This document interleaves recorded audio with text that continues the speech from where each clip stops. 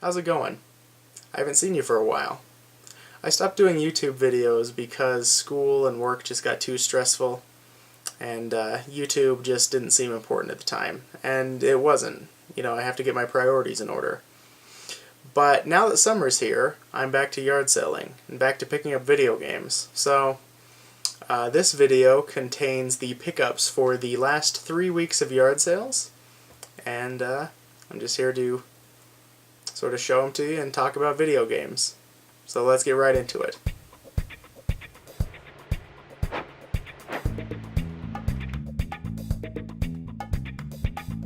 First off, let's start off with hardware, or rather peripherals. Last week I went to a yard sale right by my house. The guy running it was a hoarder, I suppose, and he just had a lot of video game stuff. Unfortunately, there wasn't that much good there. I did pick up a couple games, and also this Gamecube controller. It's just the stock silver one, but still, those are always nice. I think I paid $3 for it, so yeah, that's a nice find for $3. And next, I got this at a large fundraiser today. On January 15th of 1996 at Media Play, somebody bought a Sega Genesis Mega Mouse, which is the mouse peripheral for the Sega Genesis. So let's open this up and take a look. I really like when I find receipts from the original purchase. It's really neat to me. I don't know why. But the Mega Mouse came with a mouse pad, which is still in the plastic wrap, you can see. That's nice. And here is the mouse itself. As you can see, it is a ball mouse, you know, like they used to be back in the 90s when things were awful. And it has no scroll wheel. I remember a time before scroll wheels. But yeah, that's the Sega Genesis Mega Mouse. There were only like maybe 15 or so games, probably fewer than that were compatible with this. So whoever bought this, paying $20 for it, that's a steep price for something that you can only use on a handful of games.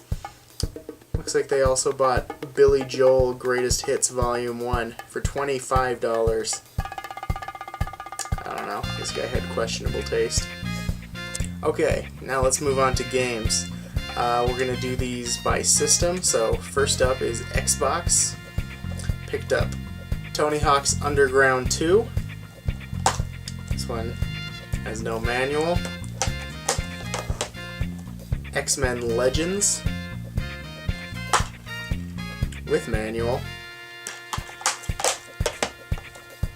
Azuric, not entirely sure how to pronounce that, but it doesn't have a manual, but it does come with the Microsoft Games catalog, which is a neat little pamphlet showing off some Xbox exclusive games from back when they launched the system. And finally, I got Jade Empire Limited Edition.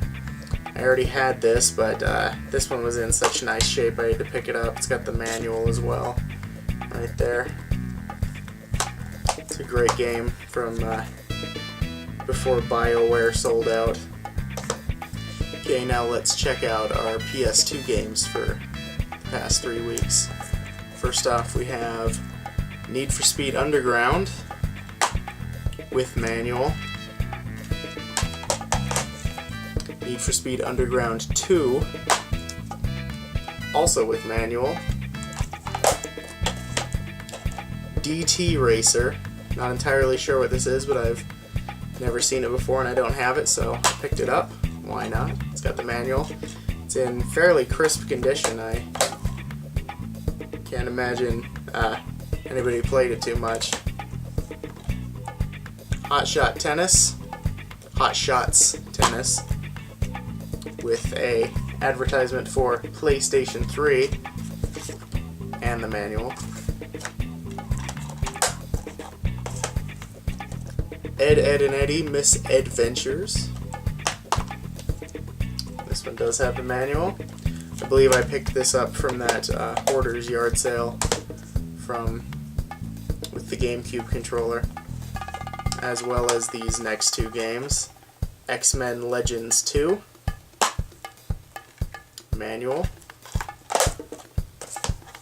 and Marvel Ultimate Alliance Special Edition with the manual and both discs, so that's good.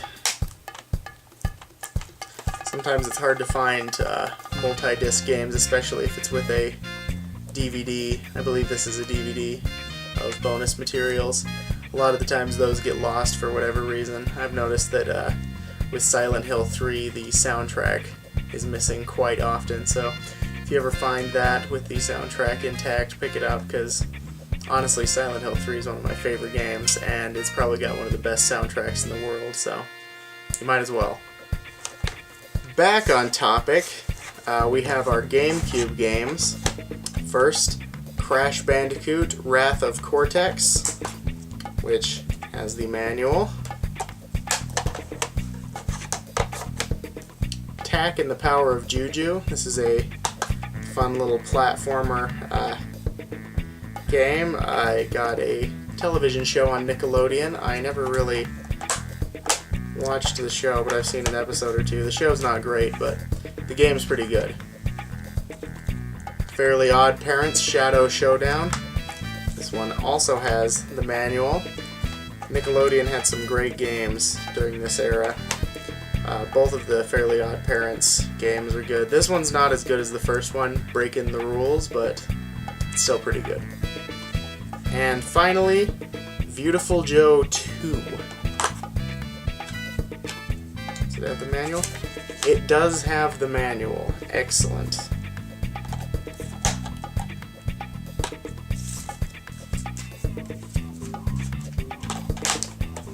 Beautiful Joe being one of Capcom's last good games before they completely crapped out.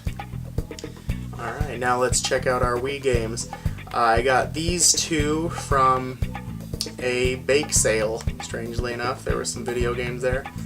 You always ask. I went up and bought a muffin and asked them if they had any video games, and they said that they would go in the house and check, and they did, and I got two games out of it. So the first one being Wii Play.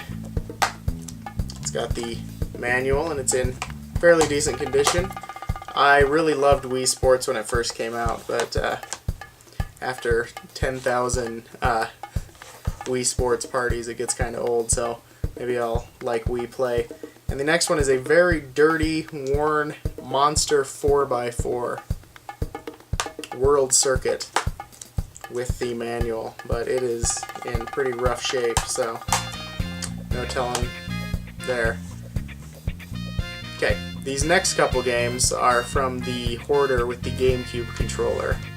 The first being Epic Mickey, which has the manual. I played Epic Mickey 2. It's one of the games I bought with my Wii U. It was on sale at Shopko for like $4. I figured why not. And it was pretty good. A little bit unpolished, but pretty good. So I'm excited to play the first one. Playing them in reverse order, I guess. The second game is Rampage Total Destruction, which has the manual. You gotta love Rampage, classic series. Next, Mario Kart Wii with the manual. Excellent deal on that. Then House of the Dead 2 and 3 with the manual. Very stylish manual. And finally, Super Smash Bros. Brawl. All of these were from the yard sale with the Hoarder. And this is in the box backwards. Isn't that nice? These next couple are just some miscellaneous games I've got in the past couple weeks. First, Little Big Planet for PSP, including the manual. It's in immaculate condition. Little Big Planet 2 is probably my favorite game of all time, and this one is just kind of crappy. Not by Media Molecule and not by Sumo Digital. It's by Sony Cambridge, I believe, and it just does not work on the PSP. But that being said, compared to a lot of other PSP games, this one is a gem. And really, the story mode's pretty fun. It's just when you get into the create mode, it's really buggy and not really worth doing much with. Next is Ultimate Ghosts and Goblins. Gotta love this series. We got the manual there. It's in immaculate condition. I love these games. Next, we have Rayman, which is in a classic long box PlayStation 1 box. We have the manual and the disc. Of course, we have the disc, or I wouldn't have bought it.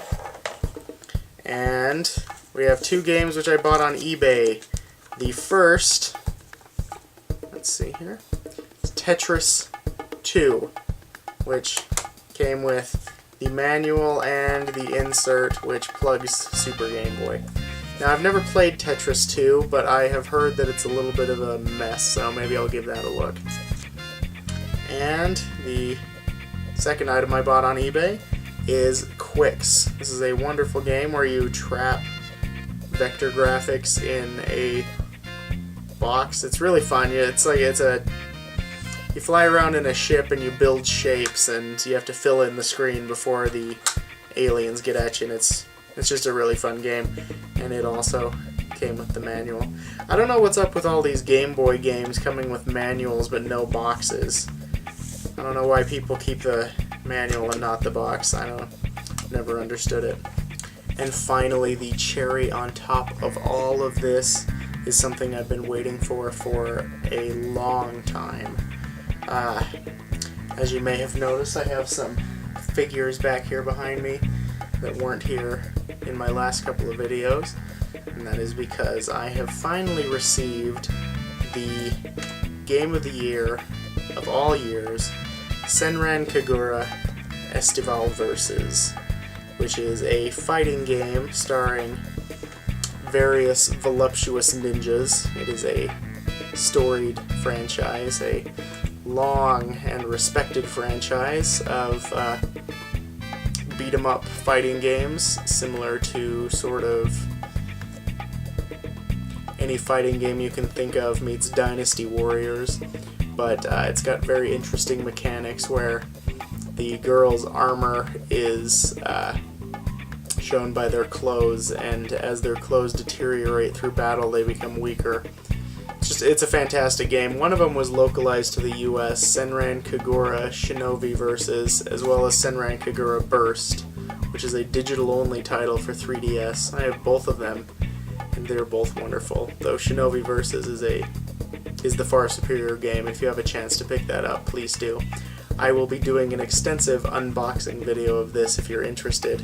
So if that's not up by the time you're watching this video, it will be up soon, and I will put the link right here over this box. So click on it and enjoy. And that's it for this week's yard sales, or for the past 3 weeks, I guess.